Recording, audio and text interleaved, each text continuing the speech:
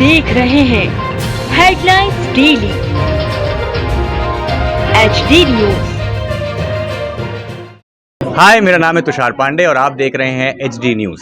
हाय, मैं हूं दीपिका सिंह और आप देख रहे हैं HD न्यूज। हाय, मैं हूं बिंदु दारा सिंह और आप देख रहे हैं HD न्यूज।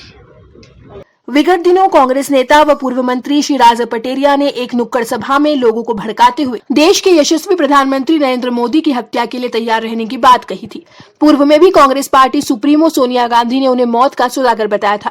भाजपा कार्यकर्ताओं का मानना है कि देश के यशस्वी प्रधानमंत्री नरेंद्र मोदी आज दुनिया के सबसे लोकप्रिय नेता है। उनके प्रधानमंत्री बनने के बाद देश की साख अंतर्राष्ट्रीय स्तर पर मजबूत हुई है। मोदी जी के नेतृत्व में अंतर्राष्ट्रीय स्तर पर भारत मजबूत हुआ है।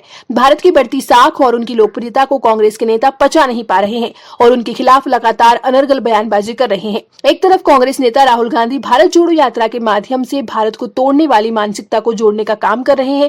JNU में भारत तेरे टुकड़े होंगे के नारे लगाने वाले कन्हैया कुमार उनकी यात्रा में साथ चल रहे हैं। वहीं उनकी यात्रा में पाकिस्तान जिंदाबाद के नारे लगाने वाले लोग साथ चल रहे हैं। हिंदू आतंकवाद की परिभाषा गढ़ने और भारतीय सेना का अपमान करने वाली अभिनेत्री स्वरा भास्कर उनकी यात्रा में शामिल होकर उनके साथ चल रही है। भारत को जोड़ने की बात करने वाले राहुल गांधी जब विदेशों में जाते हैं तो भारत को नीचा दिखाने का काम करते रहे हैं। दूसरी तरफ कांग्रेस नेता व पूर्व मंत्री उमंग सिंघार है, जिनकी पत्नी ही उनके आचरण पर सवाल उठाते हुए अत्याचार के आरोप लगा रही है।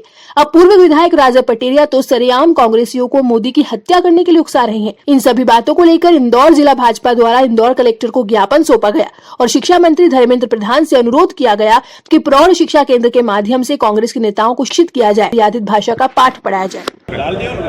देखिए, बड़े दुर्भाग्य की बात है, इस देश का जो प्रमुख विपक्षी दल है,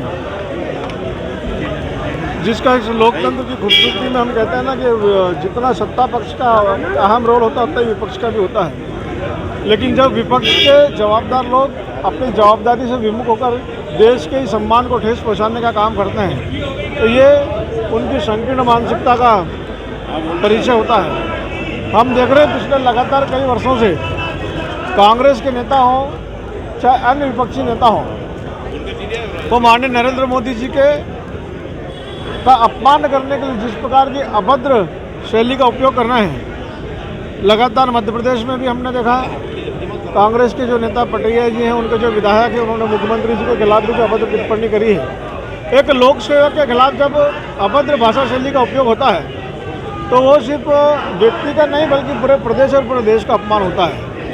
ऐसा लगता है कि कांग्रेस के जो बूढ़ी कांग्रेस है, इस बूढ़ी कांग्रेस के नेता इनको शिक्षा का अभाव होने के कारण इस प्रकार का उनका आचरण और व्यवहार हो गया है। उनको शिक्षा की आवश्यकता है, संस्कारों की आवश्यकता है। उनको अपनी संस्कारों से, अपनी संस्कृति से उत्पन्न कराने के लिए और उनको शिक्षित बनाने के लिए भारतीय जनता पार्टी इंदौर ग्रामीण के समस्त कार्यकर्ता आज ये ज्ञापन देने के लिए यहाँ पहुँचे हैं। हम इस ज्ञापन के माध्यम से देश के शिक्षा मंत्री आदरणीय धर्मेंद्र प्रधान जी से इस बात का आग्रह करेंगे कि पूरे देश के हर जिले में प्रौढ़ शिक्षा केंद्र खोले जाएं और खास करके वो सिर्फ कांग्रेस के कार्यकर्ताओं के लिए खोले जाएं कि कांग्रेस के लोगों को उन प्रौढ़ शिक्षा में एडमिशन देकर इस देश के संस्कृति से, देश के संस्कार से रूबरू कराया जाए, उनको शिक्षित किया जाए ताकि उनको ये समझ में आए कि लोक सेवक के प्रति हमारा आचरण क्या होना चाहिए, हमारी भाषा शैली क्या होना चाहिए। तो आज इसी बात को लेकर हम यहाँ पर ज्ञापन देंगे।